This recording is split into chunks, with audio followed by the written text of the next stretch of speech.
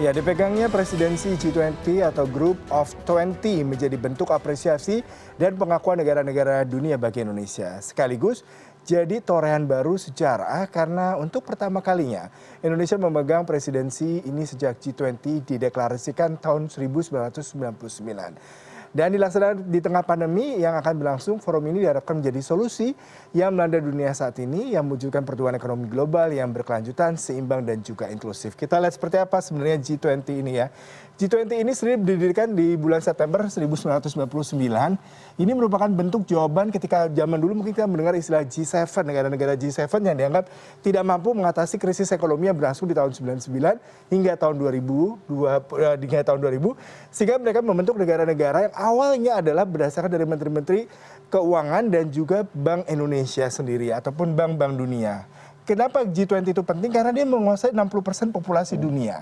Ada negara-negara besar, terutama negara-negara Uni Eropa dan juga negara Amerika Serikat sendiri yang PDB-nya merupakan penyumbang PDB terbesar di dunia. Kemudian juga mencapai 75% perdagangan global.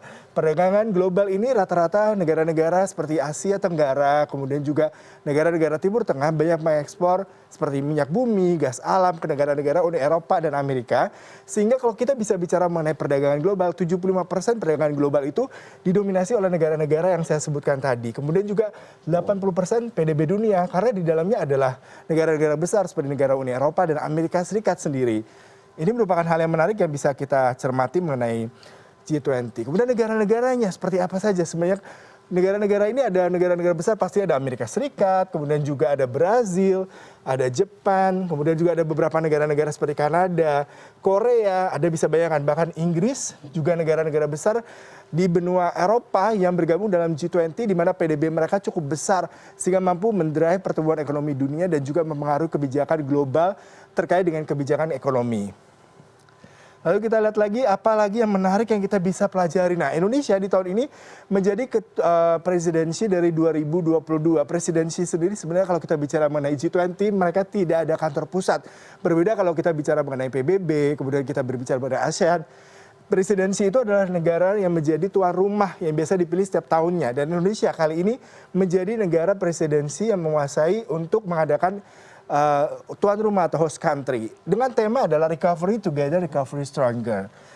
Nah, ini adalah hal yang menarik karena kita bicara mengenai kenapa kita harus menjadi satu tidak eksklusif tapi inklusif seperti tadi merupakan policy ataupun kebijakan daripada G20 karena kita akan mendukung pemulihan ekonomi dunia yang secara global terpengaruh akibat pandemi COVID-19 yang sudah 2 tahun berjalan. Ini salah satu hal yang menjadi underline atau headline. Kemudian juga pembayaran di era digital. Siapa yang tidak lagi menggunakan uang konvensional karena di era digital semua orang sudah menggunakan pembayaran secara e-money dan ini harus dipelajari apakah nanti negara-negara tersebut akan menggunakan kebijakan yang sama untuk mengontrol masalah keuangan digital. Kemudian pembiayaan berkelanjutan. Ini adalah pembiayaan untuk negara-negara berkembang karena ketika kita bicara mengenai G7 sebelumnya, negara-negara berkembang dan negara-negara miskin tidak mendapatkan banyak sekali kontribusi justru hanya menjadi sapi perah daripada negara-negara baju. Dan diharapkan dengan G20 ini mereka bisa mendapatkan pembiayaan berkelanjutan sehingga mereka bisa membangun negaranya terutama terkait dengan kebijakan ekonominya.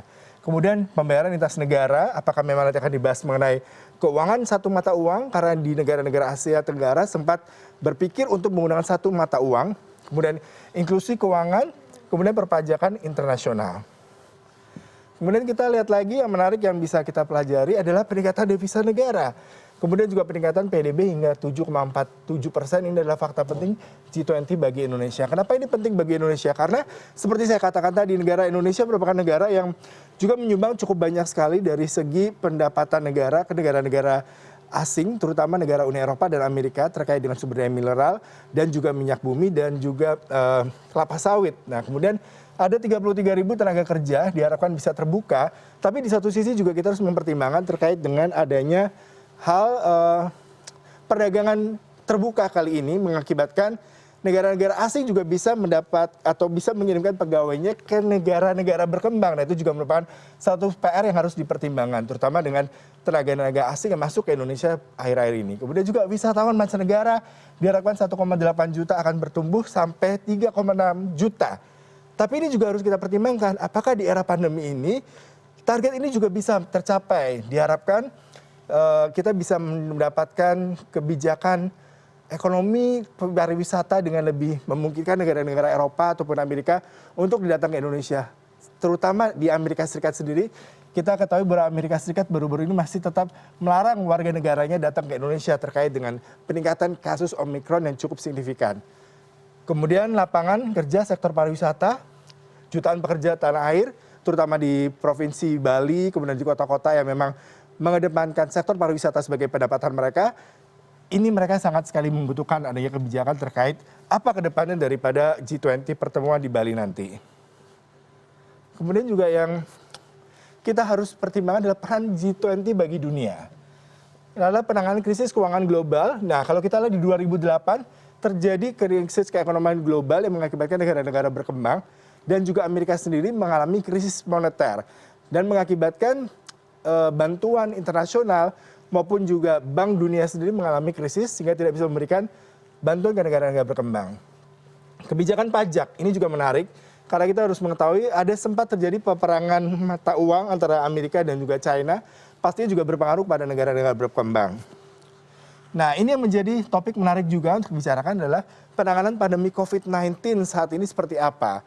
Apakah memang nanti ke depannya negara-negara berkembang mendapatkan bantuan tidak hanya dari segi obat-obatan, vaksin, tapi juga bantuan soft loan dari pembangunan ekonomi dan juga infrastruktur sehingga nanti mereka bisa terus berkembang meskipun ada beberapa kondisi di negara-negara berkembang yang mengalami kepayahan terkait dengan COVID-19 terutama di sektor pariwisata mungkin di Indonesia. Seperti itu.